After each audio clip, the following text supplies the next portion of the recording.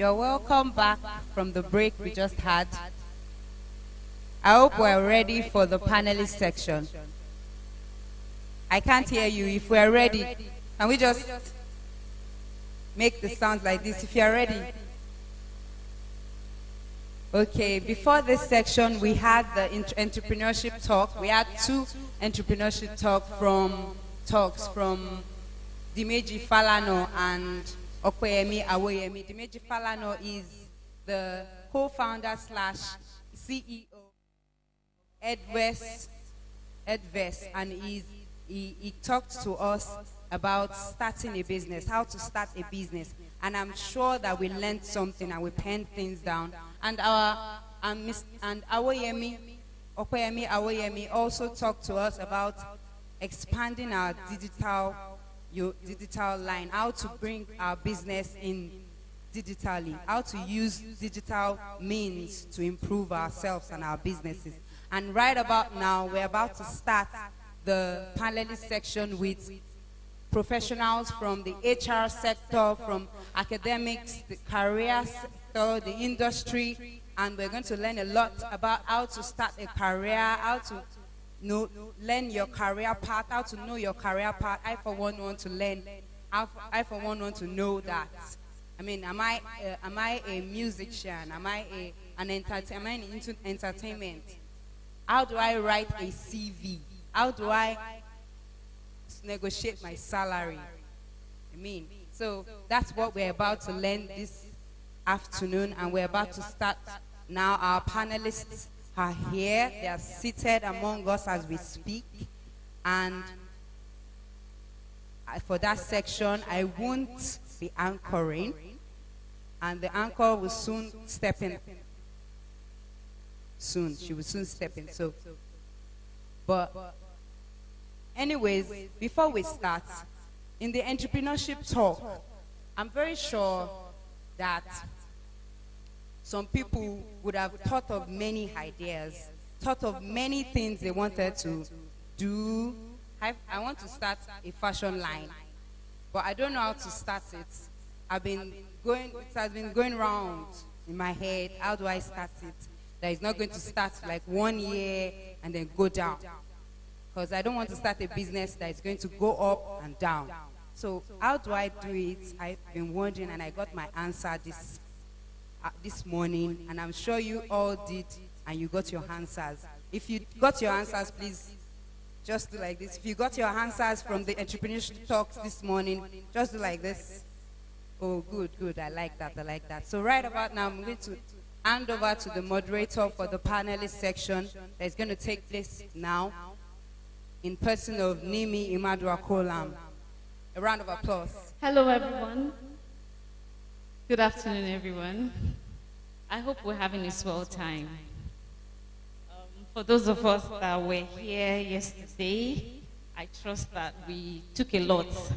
And some people actually came online by 6 a.m. this morning. If you were online this morning, yeah. I hope you grabbed everything grabbable.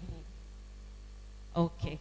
So the beautiful thing about it is that we still have them. You can have, if you need, maybe you missed it, or you actually, you were online, but you didn't grab everything. You still have, you can meet Dimeji. I think since you dropped your emails, they will definitely send that. Okay. Without wasting more time, our panelists are already here. So I would beckon on the... Yes, great.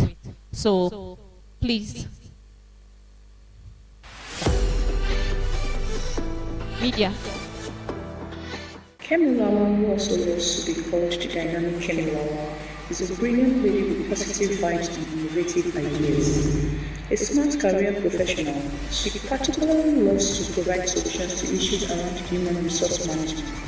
Her experience in HR spans across recruitment and onboarding, learning and development, employee relations, talent management, to mention but a few. As a corporate trainer, she enjoys spending time training employees on new skills, strategy and systems relevant to their industry. Also, she loves to work with young people, helping them build a purposeful and rewarding career. She is passionate about service and volunteering.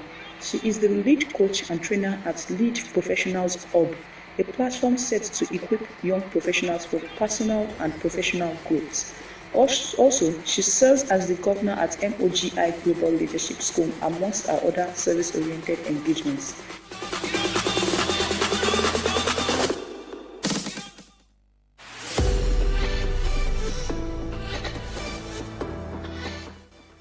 Muyiwa Bamgbose is the founder and coordinator of Educational Advancement Center.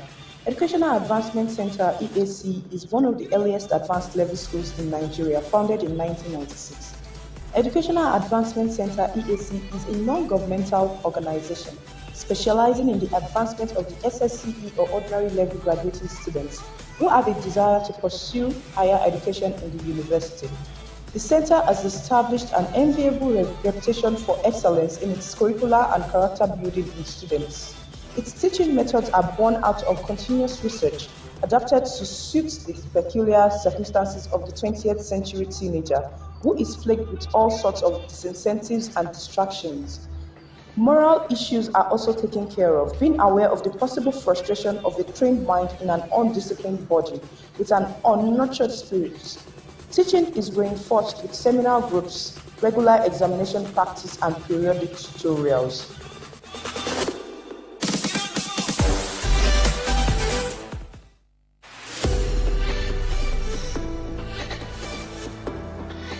Emmanuel Mabel is a seasoned human resources professional with over 15 years' experience in strategic and innovative people management, which involves translating business vision into HR initiatives that improve performance, profitability, growth, and employee engagement. She is presently the Human Resources Manager at American Christian Academy, a role she has handled for the last 13 years. In 2008, she moved to American Christian Academy, a K-12 international accredited school located in Ibadan, Nigeria, to serve as the HR manager. In this capacity, she kickstarted the HR unit, setting up required policies, procedures to drive the organization vision. She started her career with Grange School, one of the highly ranked British schools in Lagos, Nigeria, in 2005, and later joined Rosab International in 2007 as a human resource officer, where she grew to become the acting human resources manager within 2 years. Her outstanding performance in managing all HR initiatives and providing the necessary HR business direction was pivotal during the expansion of the company operations with West Africa.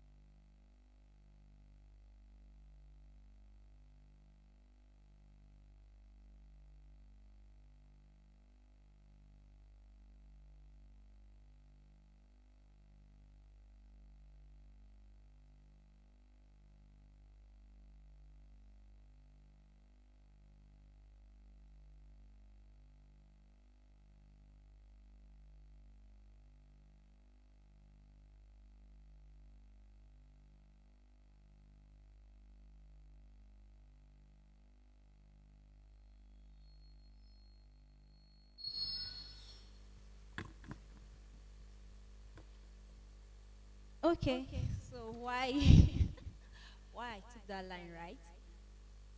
Well, just like every other average student, when I was in school, I wasn't so clear actually about what I wanted to do. Because for me, gaining admission into the university, I was actually a science student. So I was just thinking, okay, what are the courses? Medicine, engineering, and all of that. So I just picked, okay, computer science because I didn't want to go into medicine. I don't want to do medicine, and I didn't want to do engineering. So I felt, okay, computer science was it for me. And I studied computer science. It was at the point of, after my last paper actually, so I was having a discussion with my friend, and he said, okay, so what next? What do you want to do now? And reality dawned on me that I only went to school to study. And actually then I was one of the A students, like I was very good. So it then dawned on me that this is reality. It's not just about academics anymore. So I'm going into the world. What exactly do I want to do? So you know that sense of purpose that, okay, so what exactly do I want to do? So I told my friend then that I was going to look for jobs around customer service. And he laughed at me, said, after studying computer science, you want to do customer service? Then I said, I just have this passion, like I like providing solution, like I just like helping people in the corporate world. So the only thing that came to mind as at that time was customer service roles and all of that. So he tried to convince me to take some other IT courses, but I just felt, well, I don't want to stress myself too much. Like, since I want to help people, I think customer service was just it. But at the end, after everything, because at that point, I haven't totally discovered myself. Like, going to school was just, okay, the academics part, let me just read the exam, let me just pass my exam. It wasn't, my choice of career wasn't born out of self-discovery. So it was at the point of when I got my first role, which was internship, because I went for software. I later got an internship role at a software development company. So I got the role as a software tester. And when the HR was asking me, because I actually didn't want to do that software, so when she was asking me, I just told her that I wanted a role in customer service. I actually told her that. And she said, why? I told her I would like to provide solution, help people. Then she made me see how profiling solution can also help software development. And then I enjoyed software testing. But after a while, I started discovering myself. I started understanding that I was more into the human capital development space. So then I got interested in human resources.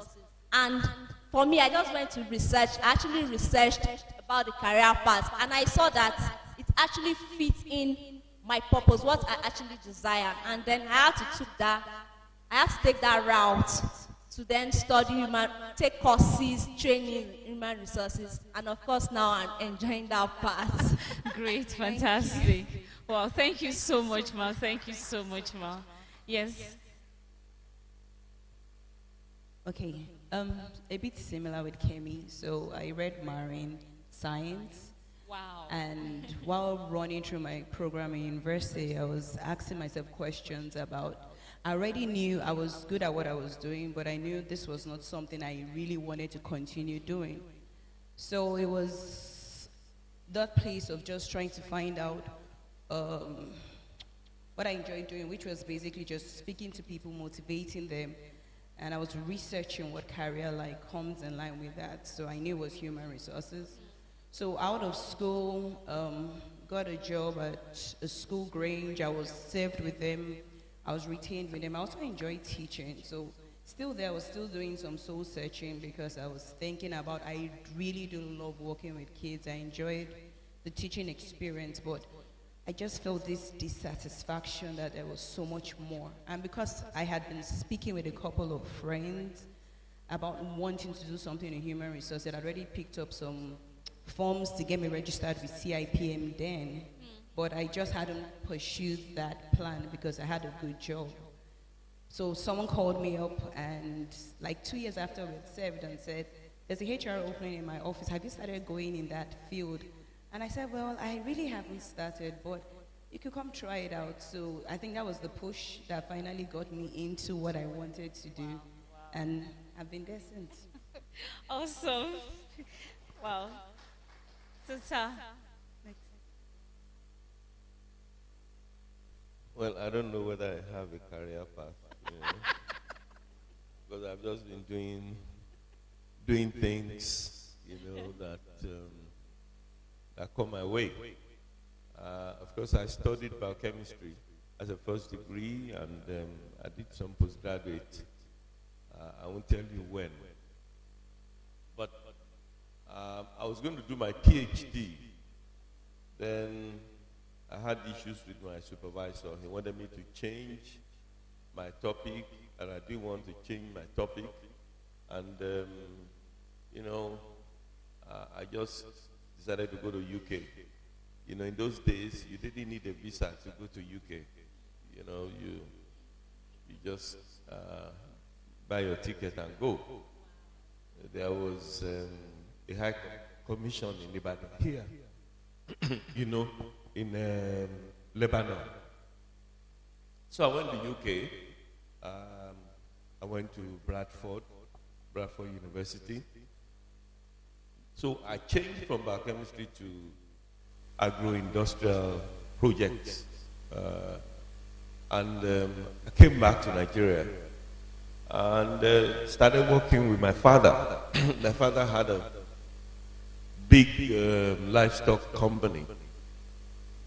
So of course, I rose, went for management training, and I became the deputy MD, then the MD. And then I had a quarrel with my father, so I left and decided to start my own business. Initially, I wanted to be a consultant, training, but I saw that people who were not ready to pay, you would do business plan, you know, we used to call it feasibility study, and then they say, just this paper, you want us to pay so and so, you know. So I said to myself, it's not easy to get people to pay you for consultancy. So I decided to do something for myself. It was also something to show that I had something to offer. Because how do you train people on what you have not done? You know, many times when I go to UI, once in a while, to give lectures on entrepreneurship, I just laugh. Here you have lecturers, you cannot resign, you cannot get on the street, and you are teaching people entrepreneurship. To me, it's a joke. You know, you must be able to prove what you tell people. So I started EAC, we started it with my wife. It was accidental because I was involved in contracting, electrical, I wired. If you go to Oyo, the College of Education Special, it took the electricity into the place. If you go to Osun State, Ekoinde, Ato, we electrified the place. So I was doing contracts.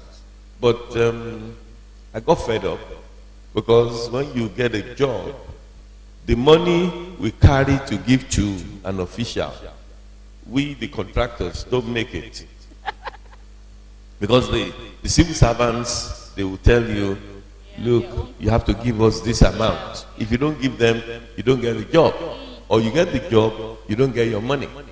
So I said, I'm not going to go on with this. Anyway, my first child finished from secondary school, and she couldn't get admission into the university. I went everywhere, went to the north. I couldn't get her admission, and I found out that there was A levels. Okay, then there was a local one. It's still there, IGMB. So I took her to Kwara. That was the nearest place they were doing IGMB. They were not having it in Ibadan. They now have it in Polytechnic Ibadan. Actually, we brought it to the Polytechnic. So she was doing her IGMB, and then one boy started pursuing her, wanted to be her boyfriend, and she said she didn't want a boyfriend. And I got wind of it, that the boy was also in the cult. So I just took my car to Ilorin. I brought her back to Ibadan. So So I said, okay, don't worry, we'll teach you. And so we started teaching her. I became her teacher, got two other people, somebody teacher in economics, somebody in geography. The rest is history. Okay, she passed the A levels, got into UI, second year, and right now she's a director in a school in UK herself. So that's how ESC started. And I've done a few funny things. That's what I'm saying. I don't know about whether I have a career path. I've done production, I've done processing. You know, I used to recycle batteries into lead, which we were exporting to, where we had a customer in England. I did that for a while, and now I'm involved in farming, some poultry, fish. Wow. And I'm involved in real estate. If you are in Oluyole, Can we all hear some that? people may have heard of Cedar House. So many calves. If you ever heard of Cedar House, you know, you just put it together. So I don't know whether I have a career path. But then we were still on that. Do you think so you would have done anything different in the process? You just told us how, you said, well, we don't know if it's a career path, but looking at how things have gone through the years, do you think there's anything you would have done differently? Not really. You know, the thing I tell people is enjoy yourself. You see, if you want to be an entrepreneur, like I have been, you will punish yourself if you are doing something you don't love. See, most of the things that I do, I love them. I enjoy. I enjoy teaching, training. You know, like I was saying to them, I've had a 2-hour session this morning on leadership. So, you know, even if you don't pay me, I will do it. You know, when I was processing, I love to do it. We put school on air together, broadcasting TV, lessons, you know, it's all fun. So just pray that God can direct you to what you will do, enjoy, and make money from. Please, let's not forget that last line. Just pray. Yeah, thank you so much, sir. But I also want to ask Mrs. Kemi Lawal at this time, do you think you would have done anything differently?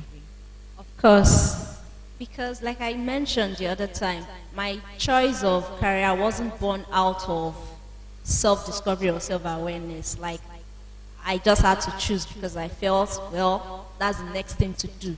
So maybe differently, I would have discovered myself, and it would have helped me because discovering myself earlier would have helped me to understand the path I want to take. So I'll be able to do things at the much more appropriate time. So probably some of the courses or some of the trainings I'm just taking now, I'd have taken them earlier, and maybe I would have grown bigger in my career path. But of course, no regrets. All of those experiences are part of what made me now. Thank you. Yeah, so I want to ask another question. Earlier you said that self-discovery, for most of us, we're still trying to discover ourselves. We're seriously trying to discover ourselves. And there's something that you can't get back, time. So if you're trying to discover yourself, what do you do on the sideline while you're trying to discover yourself? What would you advise? Okay, self-discovery, self. So that means you come to terms with yourself. So now you don't want to look at the way the society is trying to form you.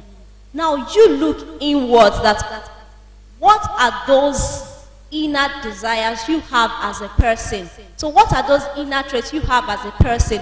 So you are not trying to just align with what comes by. So you are doing things according to how you know God has originally formed you. Like, because God already put in those desires. Because even growing up, there are some nudgings you would have.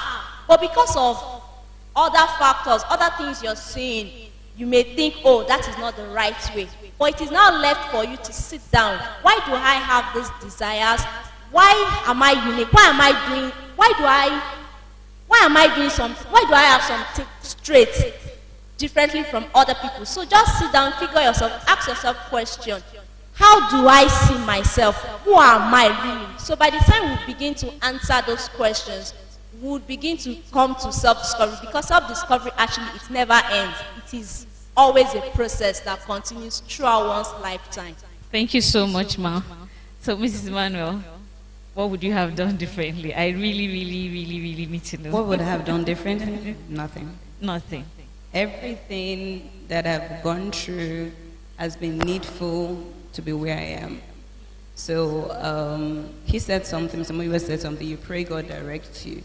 And even as believers, you know that the Bible says all things work together for good. So every experience, everything, I mean, I can tell my stories why I wouldn't have done anything differently. I got into Grange because I had some knowledge in biology. They needed a biology teacher. I came in as a youth corper. And they said, can you teach biology? Yeah, I read marine biology. I can definitely do that. So that itself was part of the process. So I see everything, the training even in school, going through what you have to go through, also created discipline, the kind of discipline you need to wherever you're going. So in retrospect, I don't see like maybe I should have gone into I feel like even that itself was, where I was needful to be where I started, and to push me to where I am. So I think it all worked together for good. So all things work together for good. Thank you very much, Ma. At this point, I know that there's so many times where, as human resource personnel, there are times that there's an opening and you need to fill up a space, and you expect that people will send their CVs in, and they send their CVs in. You're going through, screening through those CVs, and you're checking. There are some that you know you won't even go past the first page. Some you won't go past the first few lines. Some you would look at it and I'm like, okay, yes, but later you would. So what would you say the relevance of writing a very good CV? How is it as regards getting the job? Very important. I was speaking to some people recently and I told them as a HR person, it takes me 1 minute to either throw your CV away or keep it.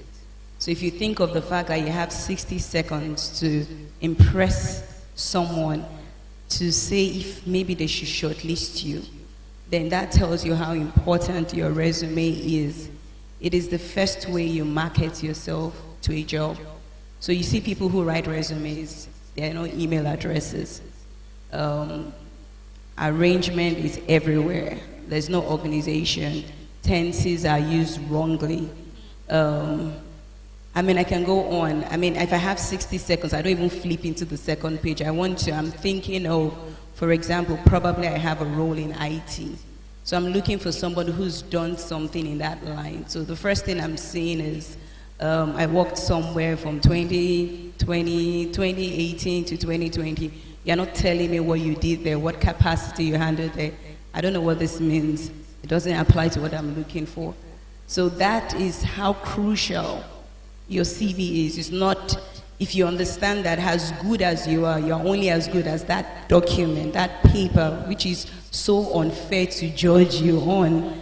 But that's the way the system is. So if you realize that I'm going to be judged by a piece of paper, I better take that piece of paper very seriously to at least get me an audience to speak about who I am. So you can never understate the importance of writing a proper CV. So would you want to give us some insights on the points things that we should really pay attention to when writing our CVs? Okay, so really, generally, I always advise that your CV shouldn't be more than one page. I know, for example, sometimes I think about myself, I have to write my CV. I have almost 20 years work experience and I want to state everything, but nobody's going to read all those details. So I must, first and foremost, in writing your CV, I think the crucial things to do is to state what you are good at doing. Now, many of us here may not have many years of experience. I was recently interviewing a lady. She's just out of school, just finished her youth service. But I work in a school, I'm looking for somebody who has worked with kids. And so she wrote something about, I will tell you what she was doing, but she called herself a child care. She created some terminology about what she had done and stated she handles kids. I mean, in 3-4 sentences, I felt like this CV is somebody who has worked with kids. Now, when meeting her, I'll talk about that in a moment. So when you talk about your CV, you first of all want to state what you have done. Now you're saying, well, I'm just out of school, I haven't done anything, but there are roles you've handled. For example, you're in church, you've handled the media. That's something. So can you creatively write something about that? Someone is she enjoys taking pictures, into digital imaging. So on your resume, you want to start off with, okay, beyond the name. In fact, I don't even look at your name. It's only when I shortlist and I realize, okay, I need to call this person. So, oh, this is David. Your name is important, definitely. But first thing is, who is David? What is David into? I mean, even beyond where David went to school. These days, I might be wrong. I mean, I'm not so much into if you finish with a 2-1 first class and all of that. I'm trying to see, because I know the prof is not here, the 2-1 first class and everything doesn't make any difference anymore in the workplace. So it's more or less like, where's this person been? So think of your journey as a young person. Where have you been involved in? And that's why I keep saying, young people, don't just be in school. I'm doing a 4-year program. During your holidays, get involved in other things. Find a summer job to do. Get busy in church. Go volunteer somewhere. Your parents have a job. Do something, because you need to put something in that resume. Just coming out with a first class is not enough reason for me to invite you. Maybe it's an academic environment. I'll be looking for that. But on a job, you're looking for someone who can multitask, who's been exposed to handling some roles. So those things you want to state on your CV, even before you start stating, I am a graduate of this, I went to secondary school here and all that. So I think when you write your CV, the roles you've handled are most important. So if it's like, okay, from 20-something to this, I handled this role, you just don't want to state it, okay, I worked at New Covenant Church. You want to say, I was responsible for media solutions, and in this capacity, I was able to handle this, ensuring that this, and that, because that itself is what stands out in shortlisting a CV for a job role. Because when you're interviewing for a job role, you have a position in mind, you have a personal, a people profile, okay, someone who's done something like this. So those 60 seconds, you're looking at, has this person done what I'm looking for? Does this person have experience what I'm looking for? That's why responsibilities, I feel, should always come first, and then you can start adding your degrees. Like she said, I mean, we all read different things in school. Exactly. Or we are in different locations in our job roles. Yeah. Thank you so much, Ma. But before, I know we're still HR, so I can't drop the ball yet. So, Mr. Kemi Lawal, I know you do a lot. It's not just for one company alone. You do a lot of consulting. When you stand in as a human resource person, you're looking at favoring both your the company that hired you, and also looking at ensuring that the best candidate gets the job. So in most cases, like you said that you studied, and she also said that a few seconds ago, that you studied computer science and now you're doing HR. Does what I study in school, is it really relevant to my career path? Okay, that's a very big and important question. Well, I'll say that what you actually studied in school is important to your career. It will help your career path. But the reality is, let's face it, these days, what people study in school are not what they are actually practicing.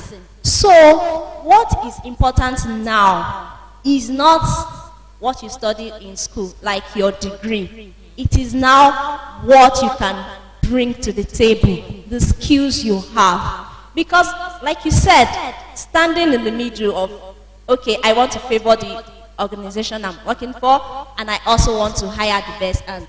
So I have a position in mind, and I want the best candidate that can deliver value. So I am looking at a candidate from the perspective of, I want you to deliver solution. So I am not going to look at your course of study. I want to look at the skills you have acquired. How can you deliver on the job?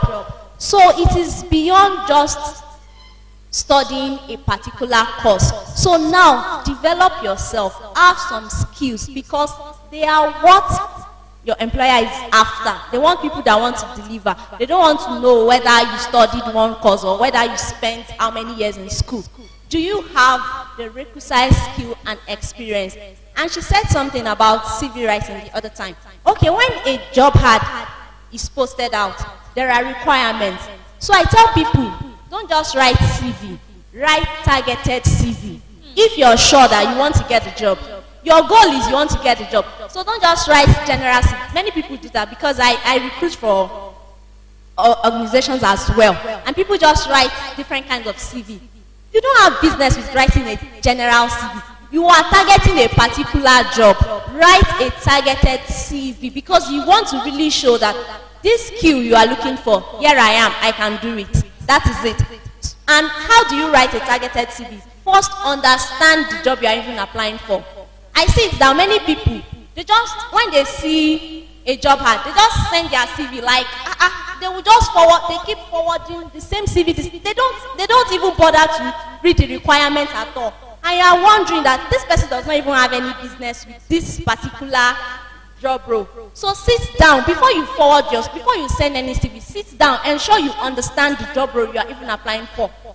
People will just be forwarding CV and they will tell you, I've sent 100 CV, they did not call me. How will they call you? When you are just ask them that which job did you even apply for? They don't know. So understand the job you're applying for, understand the requirements. That will help you to now write a targeted CV, showing the skill, the kind of person that they want to look for. That is how they will actually shortlist your CV, to now call you for interview, to know more about it. So it's not just about, I have applied for 200, because people will tell you different figures, but ask them, what are the kind of jobs you're applying for? They don't even know. Well, thank you so much. Please, can we put our head? Yes, because most times we feel that it was because I did not have the right connection. That was why they did not choose me. Not knowing that we did not do what we were supposed to do. So, sir, the next question is for you. But why, before I ask that question, if you have any question whatsoever that you want to ask any of the panelists, please write it down. For our online participants, please, you can put that on the comment section. I'm very sure that the media guys will take that and send them down. So just write the questions so that you don't forget later on. Thank you very much. Sir, I am known for a very long while, nothing less than 10 years, that ESC went to a height that is in this, okay, I think I would say 2020, it became something that the world saw as, okay, this is a necessity, that is online teaching. And it was something that was there for a very long time. I remember, I think back maybe in 2007 or was it 2006? I can't really remember. I went to the office there and I saw that someone was actually teaching and he was on TV. And I looked, I entered the reception. It was like, is this possible? Who will sit down and be watching it? But is that not what is happening now? So, sir, I just want you to expatiate on foresight. how, you know, I mean, as an entrepreneur, foresight, how the relevance of it in achieving purpose. Thank you, sir. That's a very difficult question. Foresight. Even present sight, we don't have. Yeah. Okay, before I answer, if you permit me, I want to say something. If you are a Christian, don't just take any step. If you are really a Christian, don't just take any step. And if you take a step, whatever your hand finds to do, do it with all your might. Be faithful in anything, even in a wrong career. I don't believe in accidents for a child of God. The Bible says the steps of the righteous are ordered. See what Joseph went through. None of it was a coincidence. He was gathering experience. My sister that did the computer studies before going into HR, I'm sure there are things you acquired in those days that make you you. You know, it's good to read a book called Purpose-Driven Life by Rick Warren. He says we all have a shape. He just used that acrostic, a shape. S, spiritual gifting. My spiritual gifting is different from yours. Personality. We have different personalities. All right? Then ability. S, spiritual. H, heart. You have a heart for different things. One day we were going to church. A woman was on an Okada with a baby behind her. And I looked at them and I was wondering, I said, these people with the Okada driver in the rain. And my wife said, poor baby, poor baby. We have different hearts. She was touched by the baby. I was touched by the whole scenario. Are you following me? We are different people. 2, 3 people will see the same thing. What will matter to me is not what will matter to you. And what matters to you is what God has wired you for. That's your age. Abilities. You can do things better than other people. Some people are good in figures, some are good in words, some are good in pictures, some are good in spoken word. Are you following me? These are pointing towards your career or your purpose. I go beyond career. I take it as purpose. Because when it's all over, when we have worked and made money, one day we'll stand before God. And then you will know whether what you have done is what you are supposed to do. Then P, personality. E, experience. The family you were born is not a coincidence. The school you went is not a coincidence. It's when you go forward that you realize. And they said, Joseph remembered his dreams. You will then remember. So when a question comes up, you go put your hand into your pocket of experience. So as an HR person, you will speak differently. Let me tell you, up till today, yesterday, my biochemistry, I still use it. In ESC, so I said, look, we do this research. We're working on the material and I'll come and I'll say something. I say, how did you know that? Of course, I studied biochemistry. Then I was talking to somebody with a poultry farm, has a problem, this and how did you know that? Of course, my father had a poultry farm. All right, so gather all these things. Jesus said, if you are not faithful in that which is another's, who will give you that which is your own? We think of ownership in terms of financial ownership. No. If you are not faithful in another career, you will not get to your own career. So just be faithful. Anything you are doing, do it to the best of your ability. Now, the question you gave to me, I forgot to. Please remind me. You remember? How you had foresight. Foresight. Now, let me say this. It is usually a coincidence. You have to teach what I call renewed thinking. In fact, it's a ministry, renewed thinking. I'm just doing a series on renewing your mind outside the box. The man who discovered incubators, which they now use in hospitals for babies, he was an obstetrician, he to a zoo. When he got to the zoo, he saw an incubator where they were hatching chicks. And then, we can use this, we can use this for babies. The mortality for babies then was 20%. But for premature babies, it was more than 50% that was dying. So he saw that thing and he took it into what he was familiar. So just not be boxed down. Honestly, we don't know where we're going. I told you the story of ESC. When you talk of the issue of video, how did we get into it? We did some tests. We found that the problem of many students was coming from teachers. And so we said, how can we get around teachers to get to children? We did text, we did e-learning like books. They won't read it. The children of nowadays don't want to read. Okay? We called it Jump Mobile. Then we stumbled on video. Honestly, it wasn't like it was planned. Let's just try this. And we tried it. And it was a hit. We were broadcasting to Africa, to the continent of Africa by satellite. We were getting responses from Zambia, from Kenya, from everywhere. Sierra Leone, we love this. Can you please do this? Can you do that for us? And so on.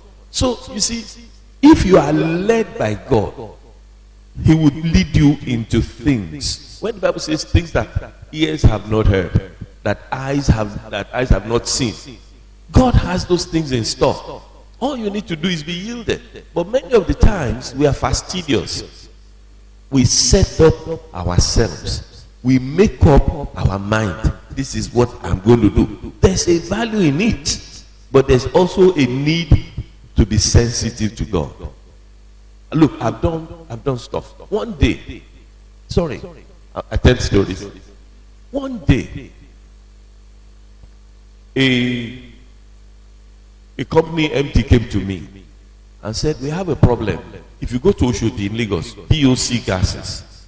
He said, we are being harassed by Loma. We shouldn't throw away this sludge. He said, what can we do? I said, give me time. As a Christian, believe you can do anything. Are you following me? I said, give me time. He says, okay, come and carry the thing away. I said, I'm coming. So they paid me money for 2 trailers. Come and carry. I was looking for cheap trailers. Then they called me. They said, look, we have loaded them on our trailers. They are coming to Ibadan. Now, I brought that stuff down. It was from cash. If you go around any panel beater, you see the white stuff there. It's calcium hydroxide. Okay? When they make acetylene with calcium carbide, the residue is calcium hydroxide. My chemistry. I dried it, I ground it, I took it to Excite. They tested it, they said this is very good stuff. I said, yeah, it's expensive. So I was paid to carry it. I didn't carry it. They carried it to me. I dried it, ground it, I gave it to people, and I sold it. For many years, honestly, I was comfortable on it. Just be yielded.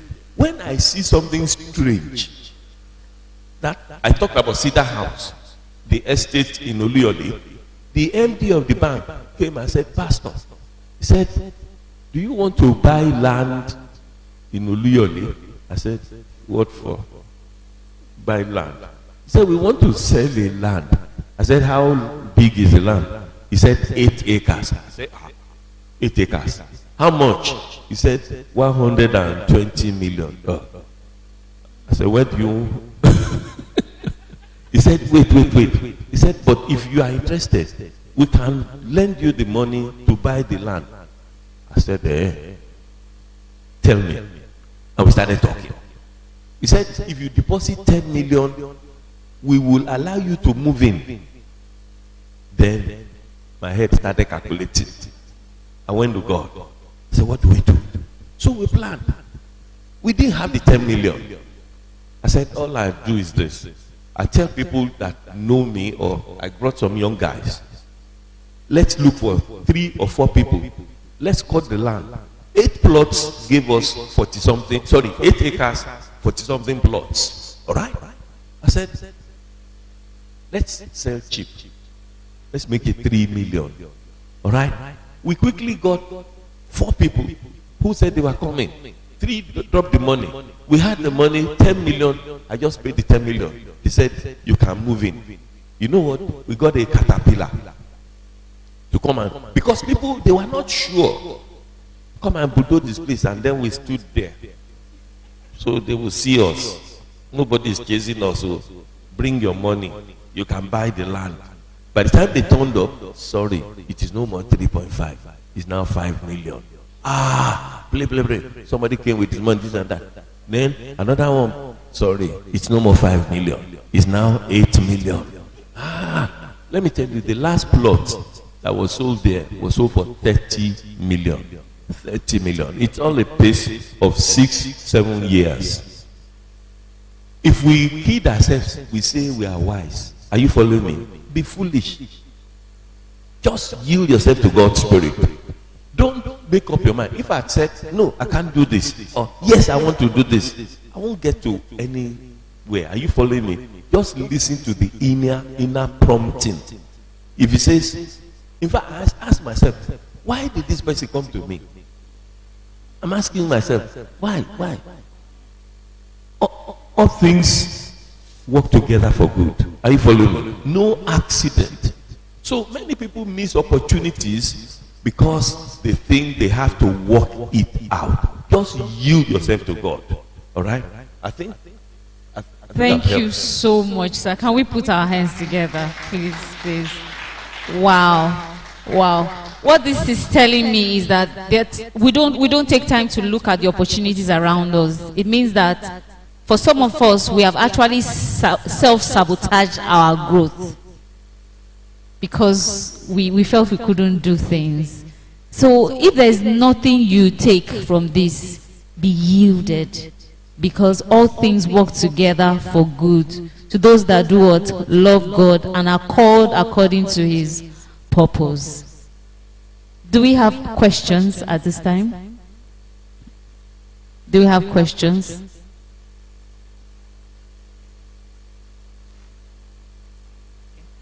Okay. Does anybody have a question? No? None yet. Okay, let's move on. Okay, someone asked this question earlier, and I wanted to. It's HR people. So I have been working in a particular place for the past 2 years. I know I am good at what I do. I am very, very effective, efficient, proactive. Should I call more? Yes. But I feel that the money that I'm receiving is not doing something good. How do I let my MD or the HR or whoever know that I need a raise?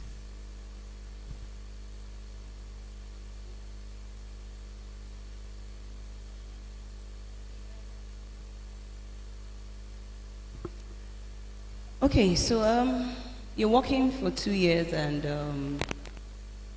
you feel you're performing. So for me, that question is tricky because there's so many parameters that haven't been addressed. So first and foremost, what's the policy like in that organization? So that's the first question you should be asking yourself. What happens where I am? The other colleagues, do people get promotions every year, every 2 years? Is that happening for others? So if that's happening and it's established and there's a reason why you're not getting your promotion, the next question to ask yourself, which I believe there should have been some performance discussion going on in the last 2 years, appraisals. So you're asking yourself, is there anything my supervisor or somebody I'm working under has been speaking to me about that maybe I haven't performed in. So if you've established that, well, there's nothing. I've been meeting all those parameters that have been required of me. Then the next thing is you should be bold enough to walk up to, first and foremost, depending on whatever structures you have there. In some organizations, it might even be your direct boss. In some organizations, it's directly to HR. So you should be able to walk up and have that conversation to say, and there's a very polite way of doing it. I just want to find out if there's something I'm not doing right. I'm on this job. I feel I have done all what is required of me, and I am not exactly satisfied with what I'm being paid. I've had a couple of people walk up to me to have those conversations, and I still answer those questions. So it's not disrespectful. It's not wrong to ask those questions because it's good to know. So it's either there's something you're supposed to do that you haven't done, and then it also helps you make informed decisions as an individual. So if you're not able to get a satisfactory answer, which is not something that shows maybe you're not doing that, you want to ask yourself questions like, because you may find out that they may say to you, oh, actually the next role, there are these 1 or 2 requirements needed to grow there. So, okay, that's it. I'll go work on that. Or you need to improve on your education. That's why we can move you there. At least it helps you make that informed decision. But to sit down and to be grumbling and not to ask questions is kind of, doesn't make sense. All right. To add to what she already said. So now, how did you know that, okay, you are performing? So are you the one that actually judged yourself?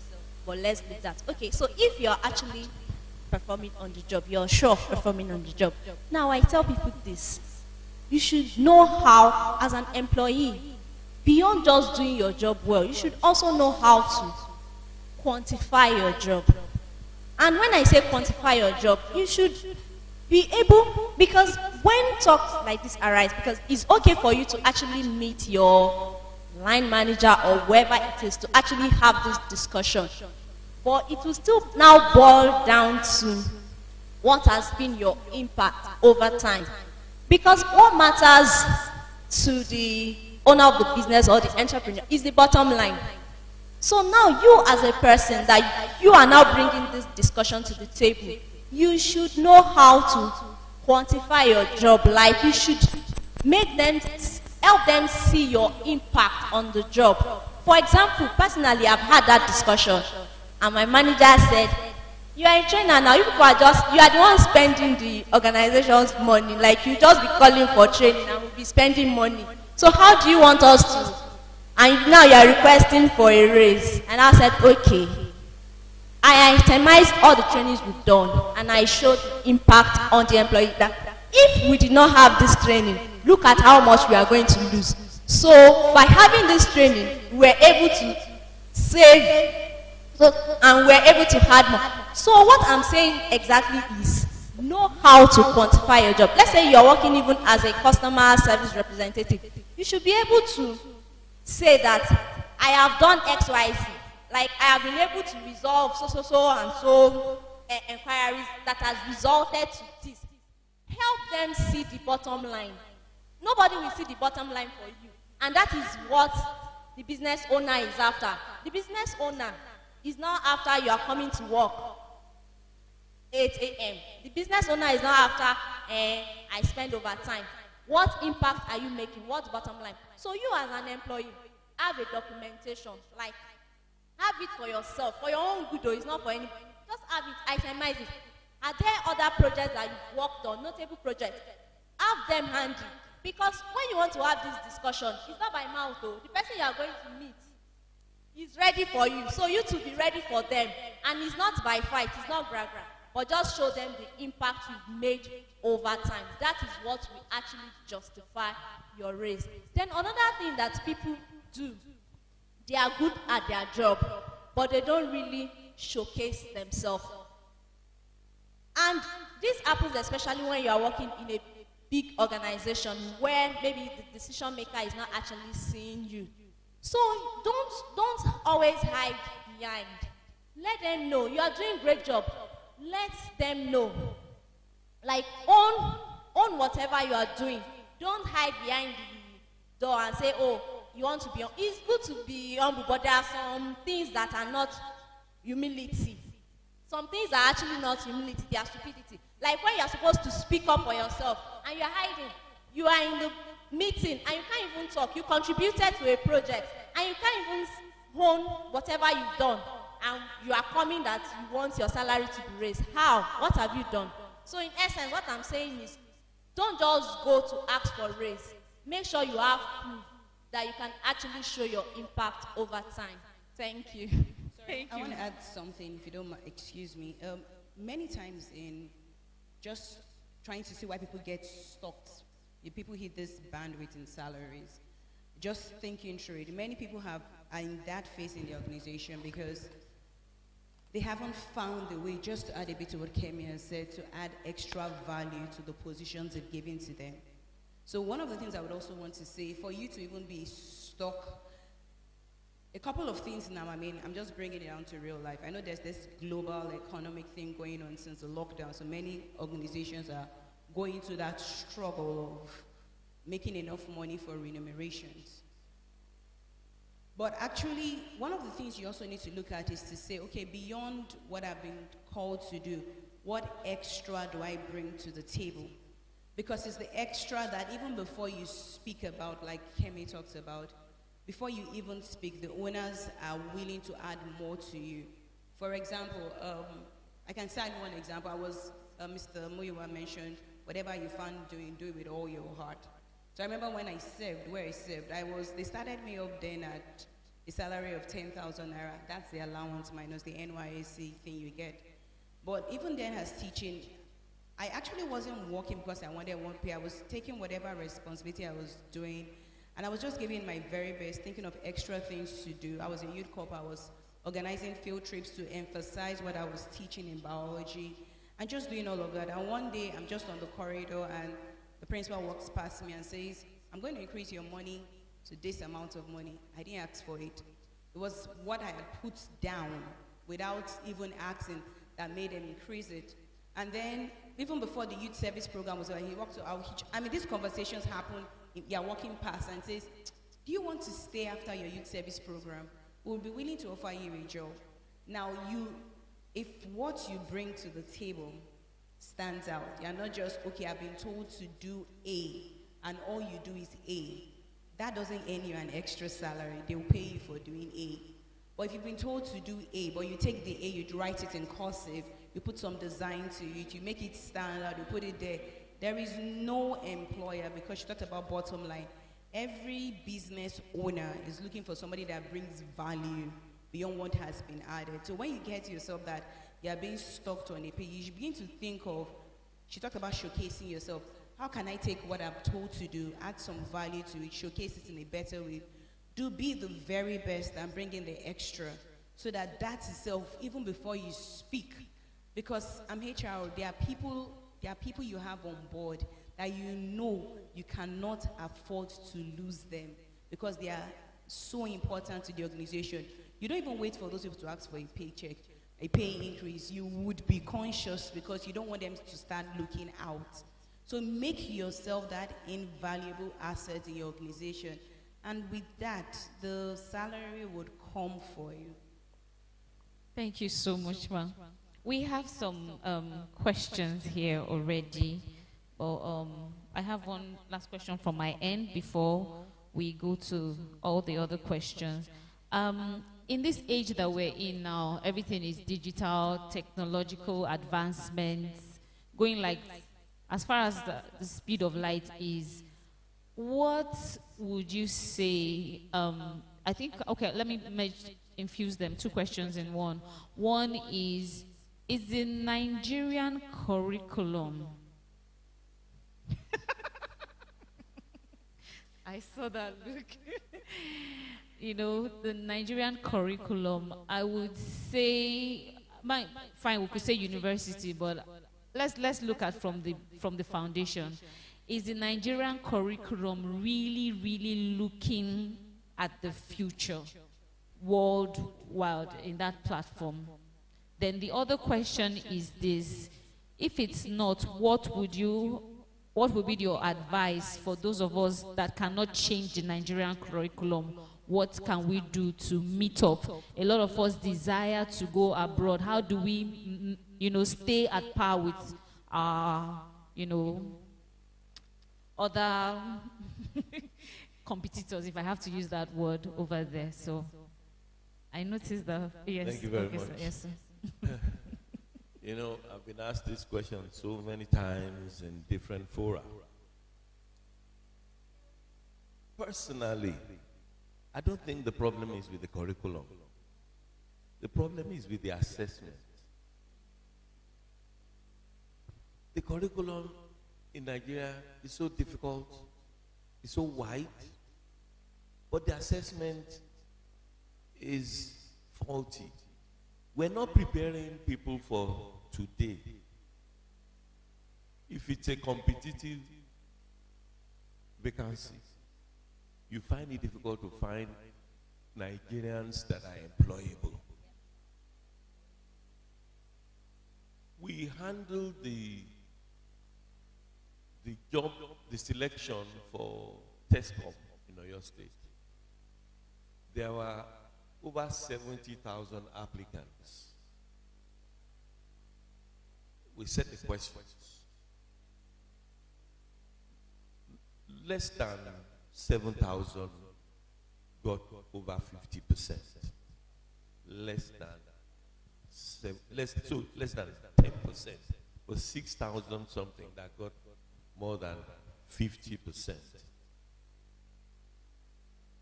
Now, and those were even straightforward questions. There's what we call Bloom's taxonomy, if you study education. There's a hierarchy of learning. The lowest level is knowledge. You know this, you know that. Oh, that's one of the things we do. You test knowledge by recall. Can you remember who did this? Who did that? The next level of learning is understanding. There are things we know that we don't understand. You know osmosis, but do you really understand it? You say it's a movement of particles from one region to another region through a permeable membrane. Do you understand it? When you understand, you can explain. The next level is application. So what's the relevance? We learn stuff, we don't think of how they are used. So we can't solve any problem. The next level is analysis. You see a problem. You see there are pros and cons for everything.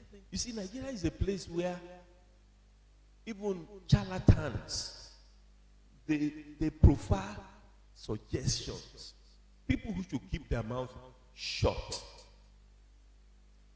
When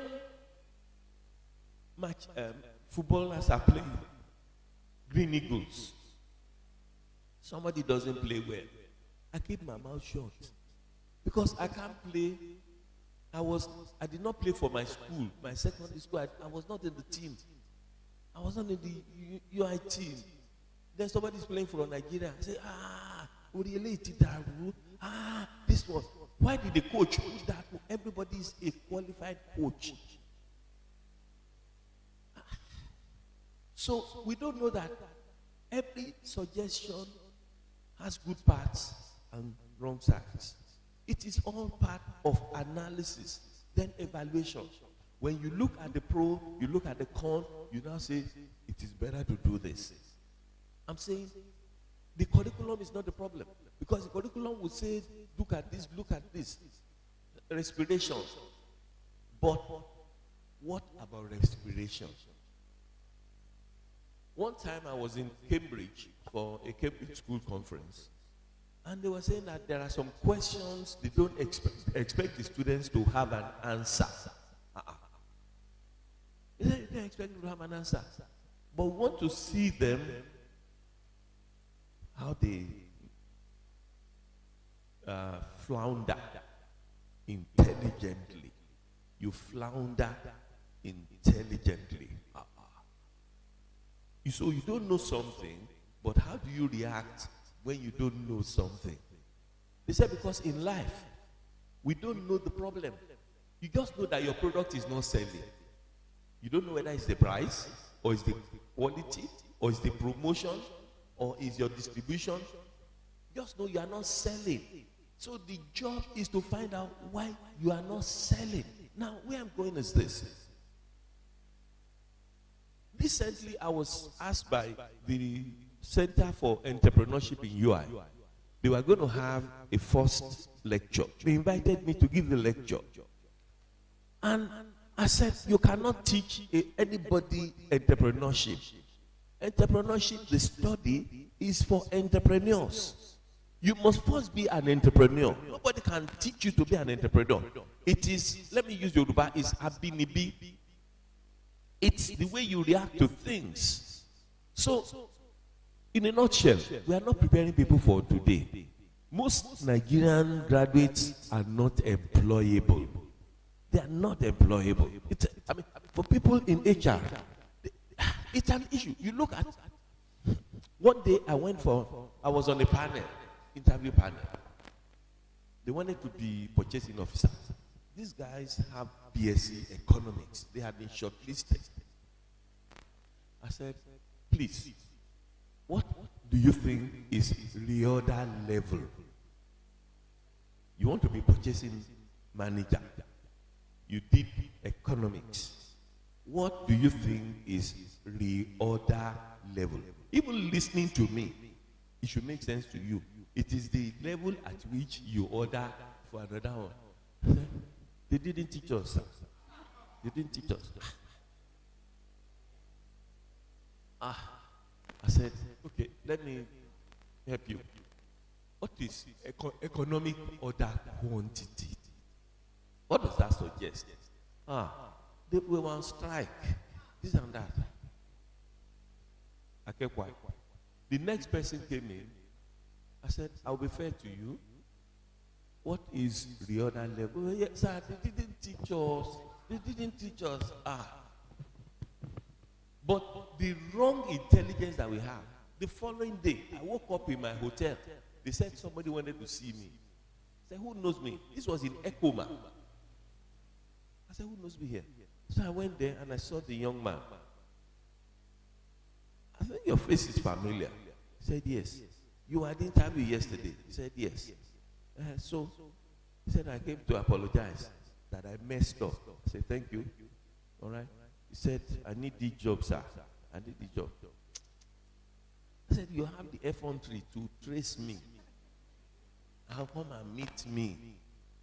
You couldn't answer economic order quantity. You couldn't answer the other level. And you have a BS in economics. I said, you have just disqualified yourself. I will be doing a disservice to the owner of the business if I say they should employ you. Now, going to the future, the skills needed, the competencies needed in the future, we are not having them. It starts from being an independent learner. Parents are one of the biggest problems. They will get lesson teacher for their children. Come and teach them this one. Even in university, I've seen parents going around for their, in university, when are they going to be on their own? In this world, nobody knows the problem. See the way Corona came, coronavirus. Nobody knows the problem. The world needs people who can solve problems that their teachers didn't know, that their parents didn't know, that their colleagues don't know. That's what can make you stand out. You must have a can-do attitude. Look, the internet is there. What I expect, if you have a problem, just Google it. Google it. Nobody is going to teach anybody for tomorrow. Just be ready to teach yourself. That's it. Thank you so very much, sir. God bless you, sir. So let's work on ourselves. I'm going to go through this. Wow, there are more questions. Oh, More questions coming up. There's some questions here that, okay, let's do it this way. I will say the question and anybody that would want to answer, just please feel free. Someone said, in this age, is success tied to money? I think it's a yes to the question. Is success tied to money? Well, success is not tied to money. I know, well, everyone wants to make money, but that's not where it starts from. Success is more about the impact you make. And the thing is, there's no how you will make impact that eventually you will not make money. But it's just that people want to chase after money first. And I used to say something that people don't want to learn, but they want to earn. So you want to be successful. You want to now think, okay, success is about money. You want to chase money first. And you are leaving what you should have done earlier. Learn, as in work on yourself first. So that be first a person of impact, so that you can deliver impact, because you can't give what you don't have. So work on yourself, learn, equip yourself with relevant skills, relevant experience that is needed for you to actually give back value, give back impact. And there's no how you will do these things and money will not eventually come at the end. But just that most people don't want to go through the process. They think money is the first thing. Money is not the first thing. Thank you very much. Okay. Okay. You know, when you interview fresh graduates, you ask them, so what's your salary expectation? I hear, I want to earn 200,000 naira. Not that 200,000 is too much in the Nigerian economy, but you just wonder that where have you begun your journey? And like Kemi said, it's really this drive that we don't want to make the sacrifice to grow. And there's a sacrifice to grow. I shared with a couple of people my journey. So I read marine science, marine biology then. And here was I working in a school. Now I had to make a career choice. It was a difficult decision to make because I was working in a very good place. So I got this call and I went in there for the interview. I have wished to go into HR. The first thing the HR manager says to me is that, what have you done in HR? Because I was working in a school. And that hit me, and I said, nothing. So why are you here? Just like she talked about targeted CVs. Yeah. I said, well, I want to do something in HR. And she says, well, you don't show that you have made any desire, any progress in that regard. So I walked away from that interview. Of course, I felt I wasn't successful. But as I walked out of that interview, the next day I went to register for my HR certification exam because I realized that if I want to get there, I have to make those steps. I mean, God being willing, I was still called back for the second stage and the final stage, and I was hired. But by the time I was being hired, I'd already started making calls. And now, prior to resuming, I had to work 1 month. I went to work with a HR consultant for 1 month without pay. I told him I want to come learn this. I remember everyone in my house was speaking to me and saying, why are you going to work during the summer? Because I was working in a school. And nobody's paying you for your transportation. I was paying the sacrifice. That was one. Number two, the job I was being offered as HR offer was half the pay I was getting in the school that retained me. In fact, everybody in my family said, you are being foolish. How would you leave this nice British school with all they are paying you? I was being scheduled for a training outside Nigeria. I loved what I was doing. But it was time I was asking myself the questions as a lady that, if I don't make the tough calls for my career now, it will be difficult as life moves on. You have kids, the other responsibilities. So I was ready. Now, I wasn't looking about the money. I was saying, this is the time to take. So I took a pay cut where I was earning less than what I was earning before. So many benefits I cut short. It was a tough season of my life. I was writing my certification exams with less pay, but I'd saved up money for my previous place. And there were times when I would ask myself the question that, I hope I didn't make a mistake in the process. But the truth about success comes when you maintain doing what you're doing. Within 2 years, where I started as a HRO officer, I was already acting. In 2 years, I became the acting HRO manager. I was going to their Ghana operations, going to recruit in Sierra Leone, going to recruit in Liberia. Within 2 years, the same salary. In 1 year, the same salary that started at half had already been tripled because there was performance. So if you start off life thinking about money, money, money, the money wouldn't come. Like she said, you pay the sacrifice here. And as young people, there's a reason why the Bible says it is good for a man to bear the yoke while he's young. Because the responsibilities sometimes, not in every case, might be lighter then. I mean, you're probably not married with children that are required responsibilities. I know there are family responsibilities, but nobody can kill you if you don't have the money. So pay the sacrifice then to get where you want to be. And with time, the money will come. Let everyone understand around you that, see, I am going to get there. The money will come. Let me do the diligent work. And with time, the same money that you finally are looking for will come because you have built yourself to that level. Exactly. Thank you very, very much. I understand that we have some people that have some questions, apart from the ones that we have here. Does anybody? Anyone? Okay. That's okay, two. Okay, please. Can we get them a mic?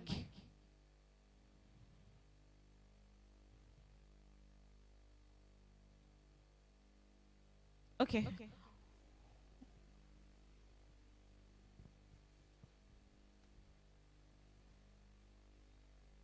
Yes, please introduce yourself and ask your question. Thank you. Good afternoon, everyone. Thanks for the talk. Really insightful.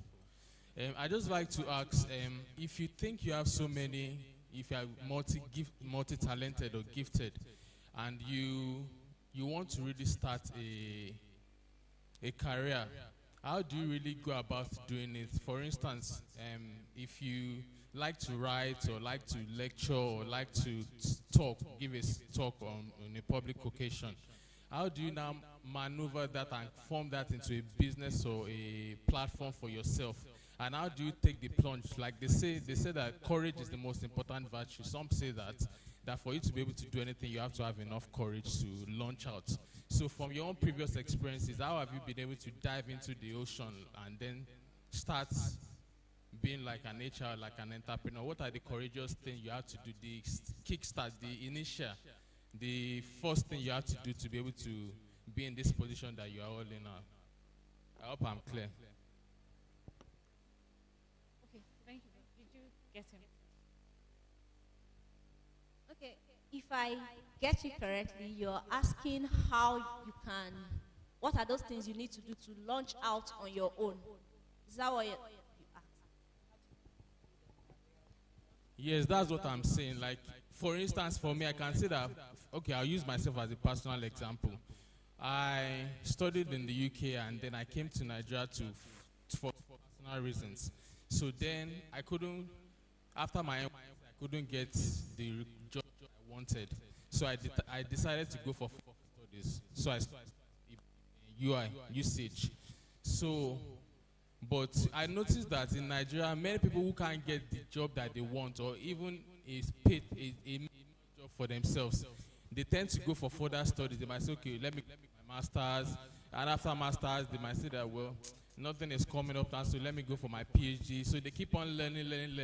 So when, and after learning, we know that practically we have to start a family, for instance. We have to, start having kids, then making a living. So when do you take that plunge that, okay, this is the time the studies have to end. I have to be a realist. I have to be able to now say that, okay, this is the time for me to now launch out and then be courageous. That's where the courage comes in. That, okay, I think I've done a lot of studies now, and now I have to go into the job market and then be a butterfly and fly for myself.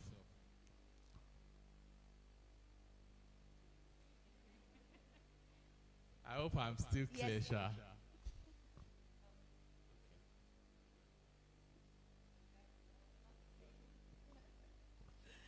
Mr. Muyiwa is making some comments here. I mean, the when question is a tricky one. That's like, when is when? The when is, everyone has a journey, okay? So what I think is, you asking yourself that question. I shared my example of when I made that tough call. I had a job, I was doing well, everything on my job was fine, but I was asking myself those questions where, okay, this job doing, for example, I can be very realistic. So in 2005, you're working in a school that pays you about 75,000 naira. That was what bankers were not even earning. So people are asking, what exactly are you looking for again? But I'm asking myself the question that I'm thinking, can I keep doing this? Do I enjoy it? Is this where I want to be all my life? You're asking yourself those questions. And then I'm telling myself, now, everybody was saying, why don't you wait? Like you said, you want to do HR, stay here, work here, do masters, then you get a job in HR eventually. But I have this offer that is entry level, and they were offering me 30,000 naira, entry level HR officer. So when to make that call, like for me also, it was also like, when I talk about praying, it was also in a place of prayer. Like, it wasn't easy. It's not like I don't like money too. Well, everybody likes money. Who doesn't like the good life? But in the place of prayer, in the place of seeking after God, I felt that urge that it was time to move. And then the human part of thinking through that decision as a woman was, if I do not make this career change now, it might not be easy as life moves on. So there's a place of prayer. It wasn't easy. In fact, I remember actually when everybody says what you're doing is wrong, but you feel, well, God has told me to take this step. And then I made that step. So when you should stop adding certifications and step out into the job market is something that is you to sit down with God and ask yourself that question. But one thing I would advise is that you make those decisions early in life as much as possible.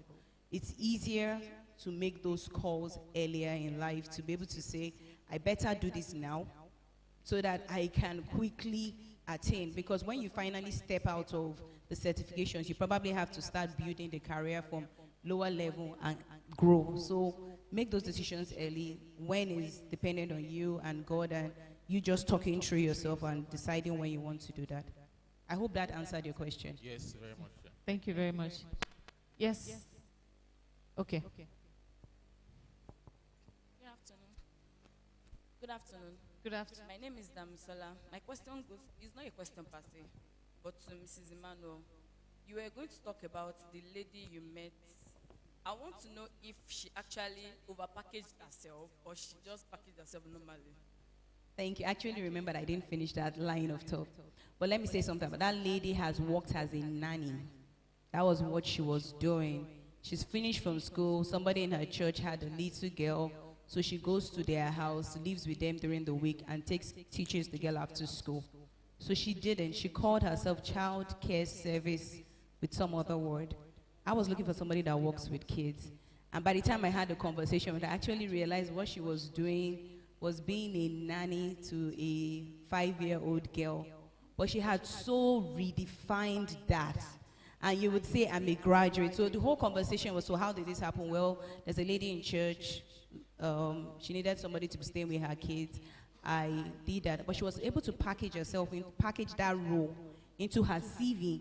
That for me sounded like she had been doing something that was beyond that role. And I needed somebody that needed experience working with kids. So anything you do in church, at home, in your parents' shop, anything, you can always package it based, like Kemi talked about, targeted CV, based on the job role.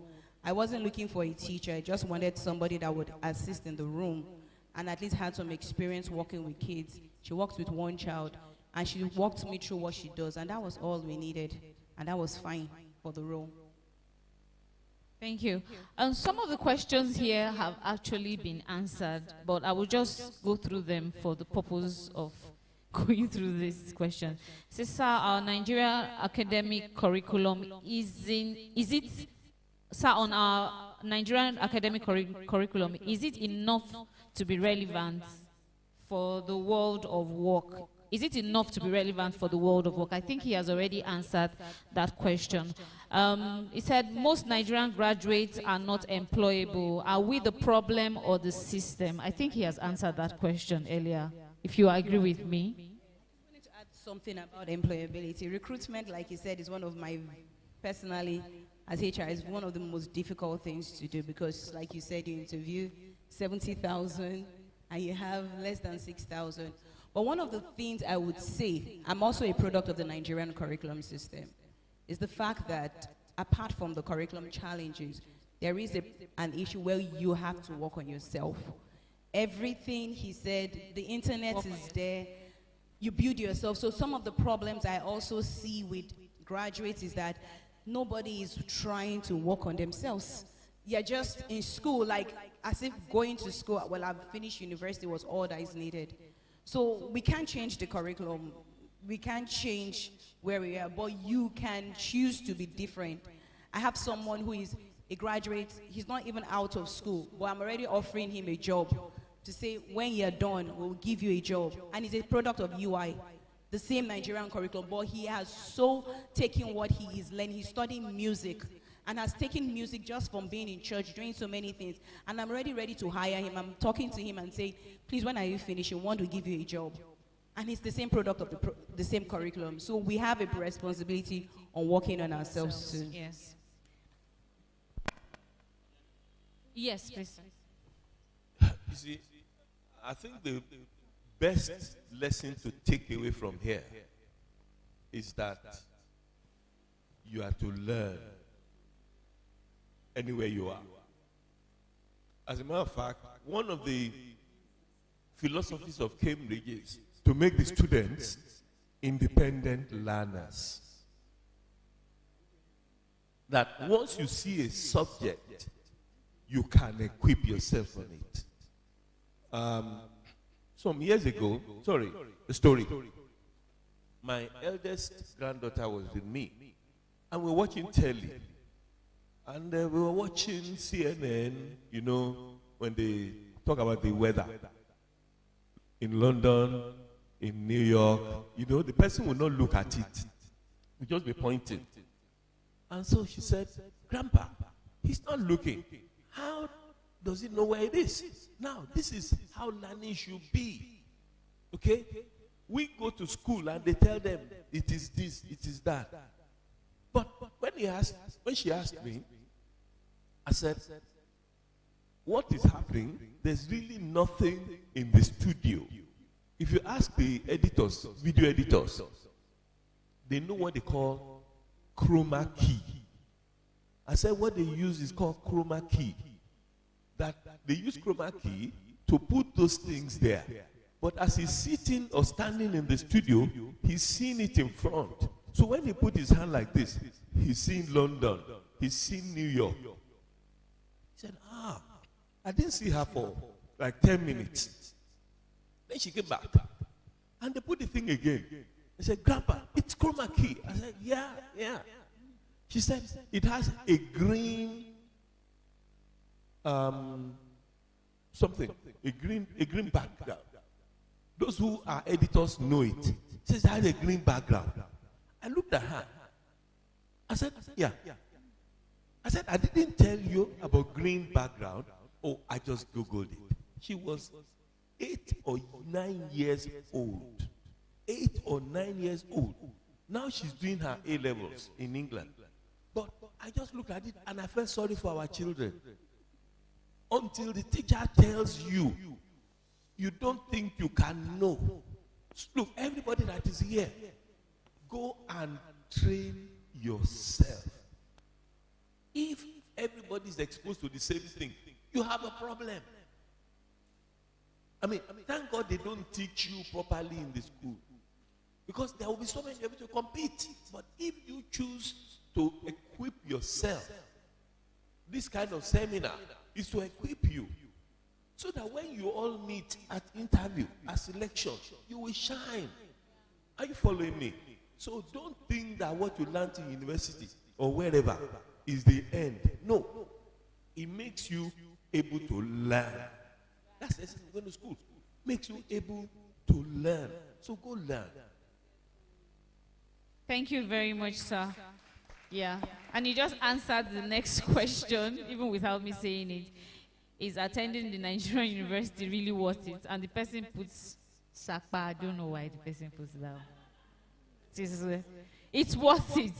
It's worth it. Because no knowledge is wasted, sincerely.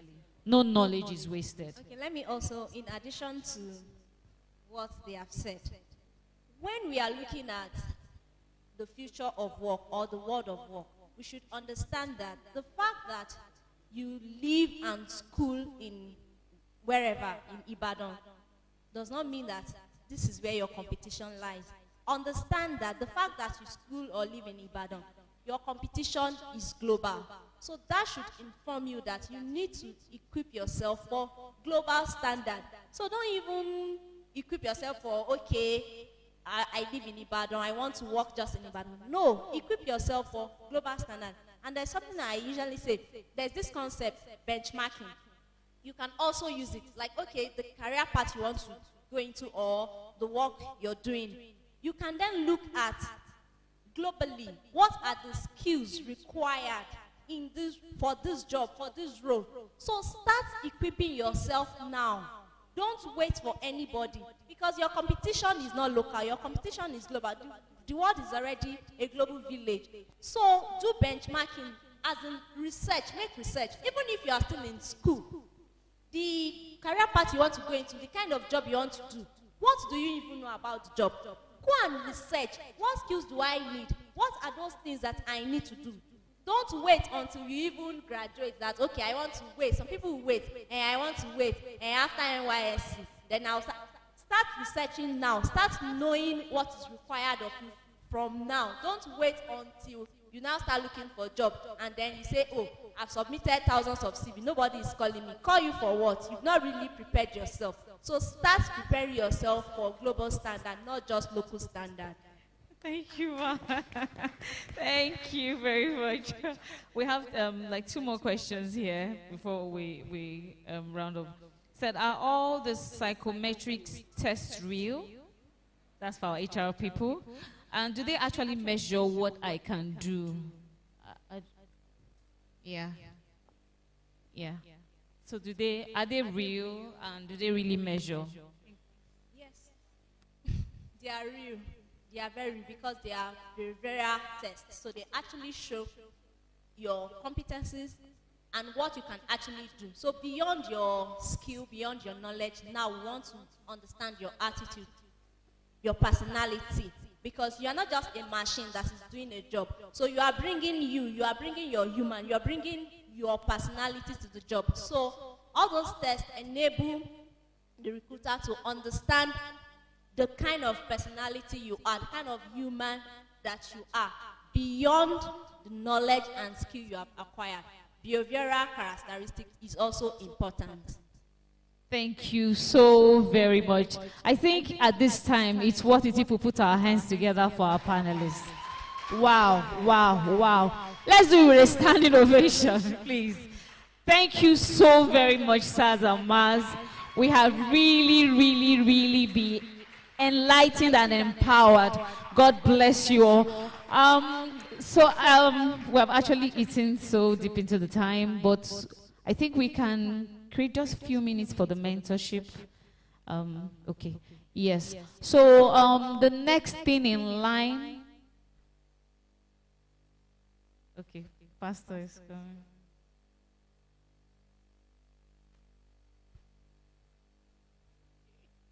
So, sirs and mas, thank you so very much. Before you leave for the mentorship interactions, we'd like to say thank you to you. So please, can I have the flags? You can sit. Thank you.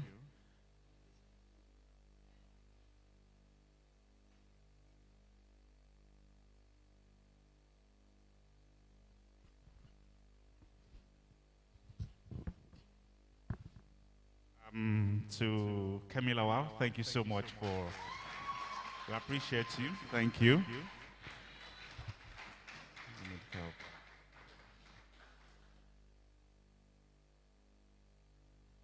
And I have for Mabel. Thank you so much, Mabel. Thank you.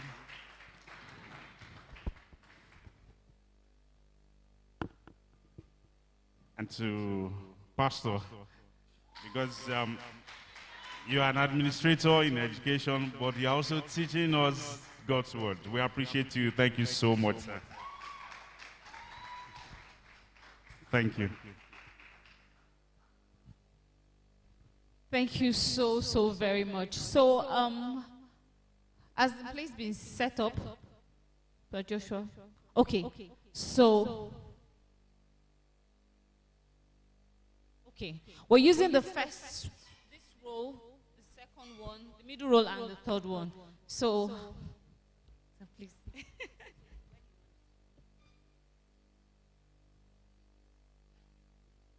Thank you. So please, can we just be up and standing?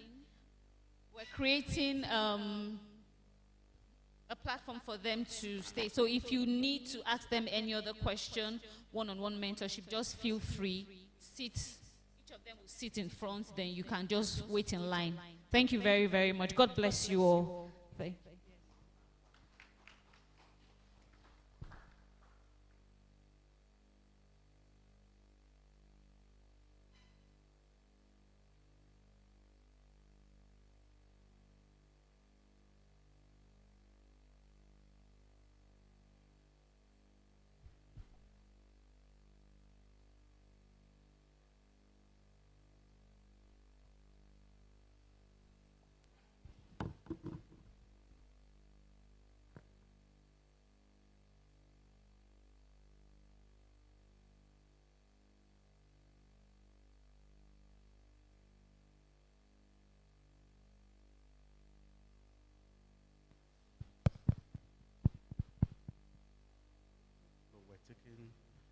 Okay, so to make this go on, we have the HR persons here, and we have Pastor Muyiwa Bamgbose here. You know, he's an educational administrator, so if you have questions around furthering your education, you want to ask him about A-levels, how do these programs interact, so you can please come here so you can have engagement with him. And if you'd like to ask the HR guys some questions around how your CV should look, what is the career path you can change to, and all that, anything HR related, Mabel and Kemi are here. So you can take the seat arrangement, ask them questions, have more one-on-one interactions. Thank you. And if you do not have any question, it's fine. You can just remain seated while we will get to you shortly. So again, academics, schooling abroad, interactions around education. Pastor Muyiwa is here. For people who would like to do some HR counseling, you want to tell them about what is going on with you at work, they will be here to also speak and interact with you.